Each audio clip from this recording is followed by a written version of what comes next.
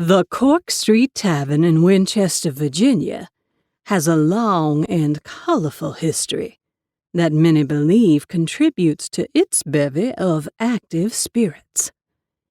This is Morella Belle, and you're listening to the Secret Virginia podcast, where we explore the hidden mysteries of the Old Dominion and its neighbors. Visit us at secretvirginia.com and on social media at Secret Virginia.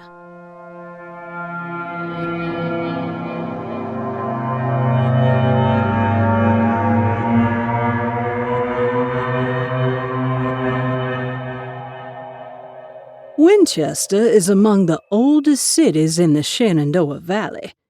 German and Scots-Irish settlers put down roots there as early as the 1730s. Abram's Delight, built in 1754, is the oldest surviving house in the city, and the city itself dates back to a charter from the colony of Virginia in 1752. George Washington, future first President of the United States, surveyed town lots for Thomas Fairfax, 6th Lord Fairfax of Cameron. Lord Fairfax named one of its avenues Cork Street, after a street in Mayfair, London in 1759. It wouldn't be until the 1830s, however, that adjacent Federal-style red brick buildings would arise alongside West Cork, near the corner of Cork and Loudon Streets.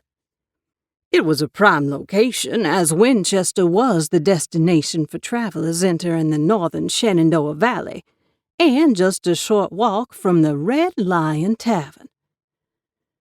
Originally private residences, it's rumored the ground floors became home to several businesses prior to Prohibition, including a feed store, Baptist church, and even a speakeasy. In 1932, John Hockman and William W. Warrick opened the Rustic Tavern at the location and added a log cabin façade. Their pub was so popular, it survived the Great Depression. To this day, one of the ghosts thought to linger there has been nicknamed John after this original owner. It wouldn't be until the 1990s, however, that the street front took its familiar shape. The Rustic Tavern had moved next door, and the Colonial Inn took its place. A group of 5 investors purchased the Colonial Inn in 1985 and rechristened it the Cork Street Tavern.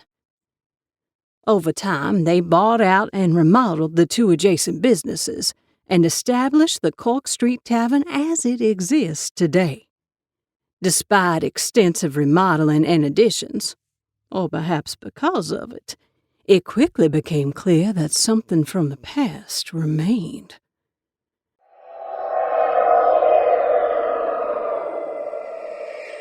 Items moved by unseen hands, disembodied voices, and an unnerving feeling in the basement are just a few of the strange phenomenon reported by patrons and staff. The presence of an unknown woman, nicknamed Emily, has been seen and felt around the tavern. Most of the eerie encounters have been experienced by women. Waitresses have reported feeling tripped by something or someone when they walk past a certain table. Others found themselves locked in the women's restroom or unable to open the door like something was pressed against it. According to Joel Smith, a previous co-owner who lived in an apartment on the 2nd floor, the ghosts liked to relight candles that were extinguished for the night, turn on lights, or make loud noises in the kitchen. Over the years, I have easily witnessed 150 to 200 different incidents, he told author Michael J. Varholder. When you were lying in bed at 1 o'clock in the morning, and all of a sudden all the lights in the building suddenly turn on, you kinda freak out. During a paranormal investigation in 2010, One new employee refused to go down into the basement because she heard stories bodies were buried down there by gangsters during Prohibition. In the 2000s, the business was divided into two halves, separated by a kitchen. The west half served chiefly as a restaurant, and the east half served chiefly as a bar, which allowed patrons to smoke inside. On February 11, 2016, a fire of unknown origin swept through an adjacent building and damaged the Cork Street Tavern. Its restaurant partition recovered quickly, but the bar required extensive renovation and didn't reopen for over 12 months. Only time will tell if the fire aggravated the tavern's phantoms or expurged them. Once again, this is Morella Belle, and you're listening to the Secret Virginia podcast. Y'all sleep tight.